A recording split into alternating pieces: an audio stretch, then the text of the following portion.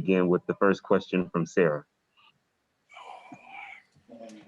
Hey, John, just how important was it to you to kind of bring the energy in that second half? Like, was that a conscious thing that you knew you needed to do? Yeah, definitely. I don't like, playing the way I did offensively in any game. So on my end, to help my team, I just figured I'd try anything, try to use some of that frustration to help propel the team in any way I can. So if I got to use my athleticism, then so be it. John, for you as well, just what did you think of the way you guys were able to have more success against Embiid tonight, and particularly kind of defending without fouling and keeping him off the line? Yeah, it was a great team effort tonight. Obviously, a great job by CC. Pretty much guarding him isolation all night and, trying to make every single shot he got, as tough as possible, as well as I said, the weak side and us just all being on a string and understanding, our game plan. And I feel like we did a great job of executing it tonight. Chris Kirshner. Hey guys, either of you can answer this one, but what's the mood like in the message at halftime when you guys are trailing by double digits and what's essentially a must-win game? Honestly, we were okay. To start the game, we got good looks. We didn't make shots in the first half. Some of our keys coming in and we're trying to play fast, we're trying to limit turnovers. Both of those were okay in the first half. We weren't making shots at the clip we usually do. So halftime we came in, obviously we refocused, but yeah, we still felt good about ourselves and obviously the second half. And you guys obviously were down by 18 at one point. What does this say about the resiliency of this team? Yeah, I mean, it's something we've done all year. Guys in and out of lineup, COVID, really just haven't made excuses all year. And tonight was another example of that. We're down 18, like I said, we could have folded, didn't make shots in front of our home crowd and came together and obviously just slowly, got back into the game and made enough plays at the end to win.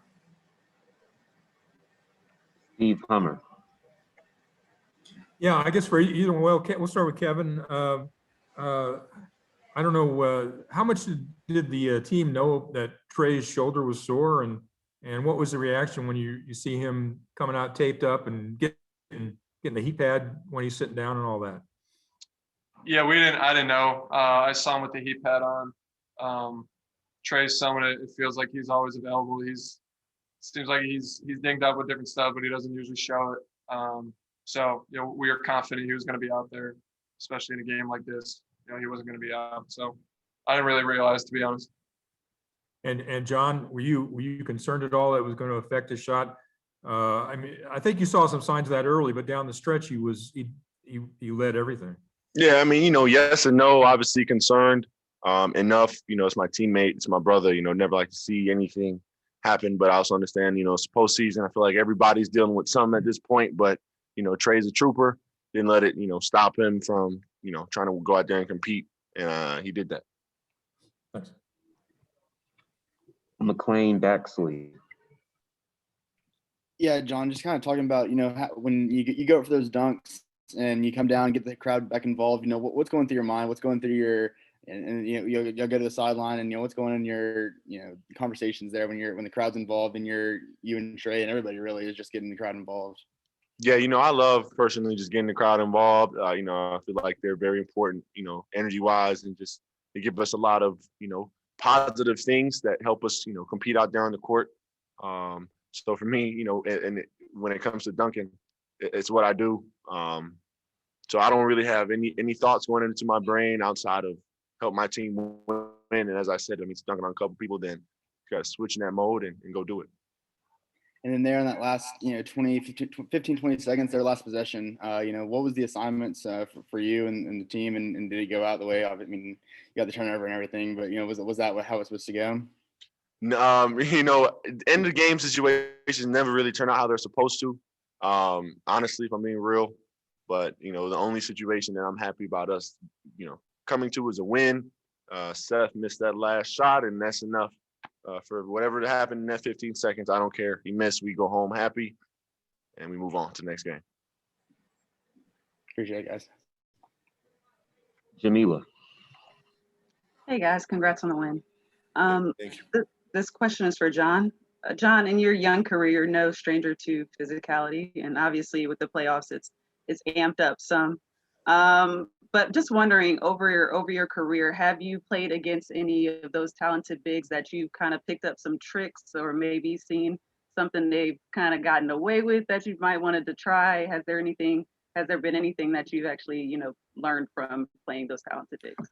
Yeah, for myself especially, on nights like tonight where, I'm obviously undersized playing against guys like Dwight and Joel, but it's just about using what I have over them, and that's quickness, agility, foot speed, and that's really it, is using what I can for an advantage against those guys, and trying to, limit their talents as much as I can. It's an ongoing process, and, it takes a full game, but, I definitely feel like I try to do my best to figure it out.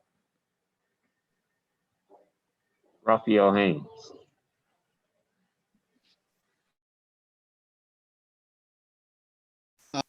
She just talked about the physicality of the playoffs, especially tonight. I mean, you were getting beat up tonight. How much does the mental toughness come in effect, not just for you, but just for the whole team right now? No, it's damn tough, and it's part of the playoffs, and what comes with it. But we're here to battle, we're here to compete. I'm definitely not going to back down from anybody, regardless of how many pounds of weight they have on me. Just about like I said, going out there and competing as hard as I can, and using my advantages to try to win the battle. Let's go to Christos. Hello, guys. Great game. Congratulations on the win. John, Doc Rivers called you as the toughest guy on the floor. Did you feel tonight like the toughest guy on the floor? I always sort of have that aura. I don't necessarily feel like I'm the toughest dude ever or the toughest guy on the court. I'm not trying to be. Just trying to go out there, play hard, and compete. If I come off a little tough, I definitely, I like that. You know what I'm saying? Or I appreciate that from whoever. But it's not something I'm going out and trying to do. Just trying to be a leader and be a strong beacon of strength for my team at all times. So. And Kevin, what kind of statement was the second half? The effort and the toughness on the second half for your team? Yeah, it was. Our team obviously showed a lot of resilience and not giving up. Just trying to grind out the game. Again, it didn't feel like we made one big run to get ourselves back in the game. It was gradual, kind of the whole second half. We just slowly, ate at the lead, and like I said, we made enough plays at the end of the game, and a couple guys hit big free throws and got stopped, so we needed to. But it was just a lot of resilience, obviously. Kevin Chanel. I wanted to ask John about the jumbo lineup where he was playing small forward, and if that gave him sort of a runway to some of those offensive rebounds in the second half.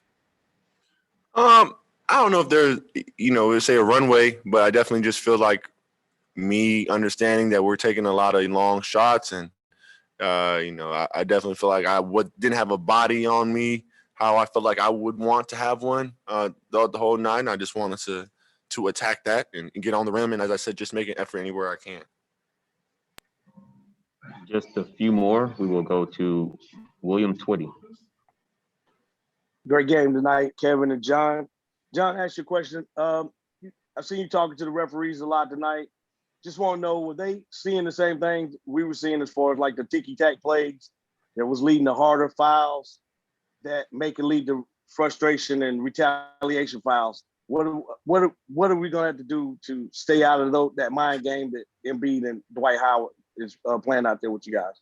You have to try to not play it. And that's obviously why you saw me going over, trying to talk to the referees and, say exactly that, I'm trying not to continue to play, do the antics thing. That's not how I don't play basketball that way. Right. So that's really it. And I just was trying to avoid exactly that, trying to avoid any escalation. So it's really just more the same, trying to not, get too mentally wrapped up in it and just play basketball.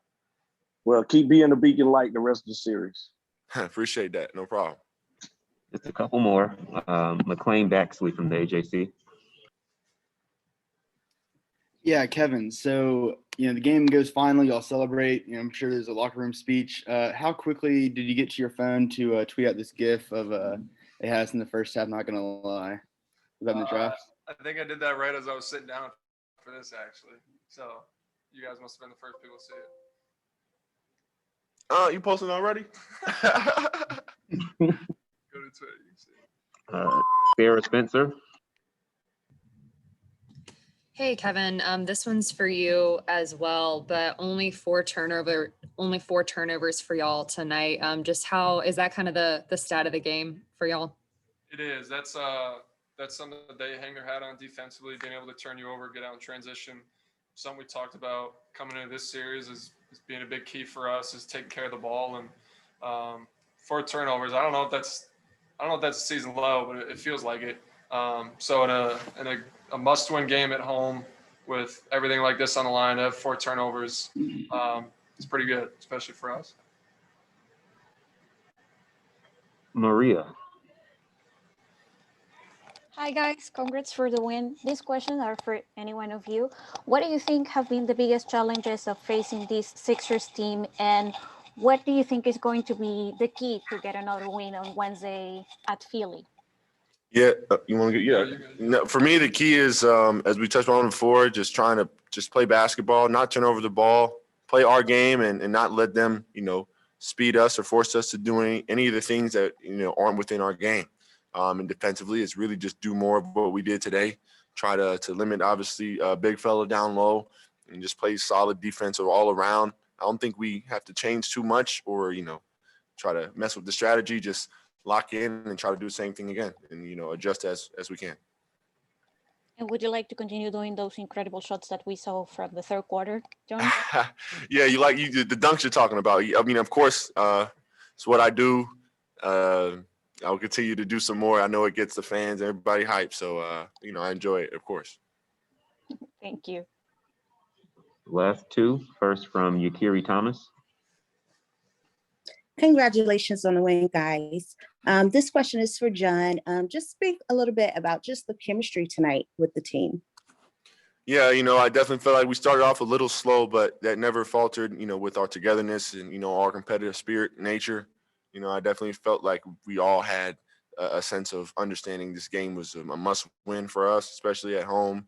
And I definitely feel like we rode that energy throughout the entire game, regardless of, as I said, of us struggling or, not making the shots we normally make. We just stayed aggressive and we just wanted to win tonight. And we did. We come home with a victory. We can focus on next game. Thank you. Final question from Jonathan Simmons. Kevin and John, first of all, congratulations on both of you guys on a huge win tonight. First, I have a question for Kevin and then you, John. Kevin, everybody talks about your offense all the time, what you can do offensively, but how pleased are you with the fact that you led the team in steals with 2, and you were part of that team that was on the floor to hold them to 38 points in the second half? Yeah, just trying to make an impact, playing with energy. It's some Coach Mack has preached since he took over. Guys being two-way players, guys being into the ball, physical, defensively, being in passing lanes. But like I said, just trying to make an impact, just trying to impact winning whatever I can. And John, to you, a lot of people talk about how many points a particular individual will score, but it's often when they score the points. What does it mean for you to have, first of all, the game-changing dunks and then the late three-pointer late in the game? I forgot about that. I forget. Nothing much to say. I want to step up and make big plays for my team, whether they be dunks or threes. I just want to make an impact in any way I can. So, it gives me more effort or gives me more motivation, to come back and just continue to do the same thing for my team if it can lead to wins. So, yeah. Thanks, John. Thanks, Kevin. Thank you guys for joining us. Thanks, guys. Hey, guys.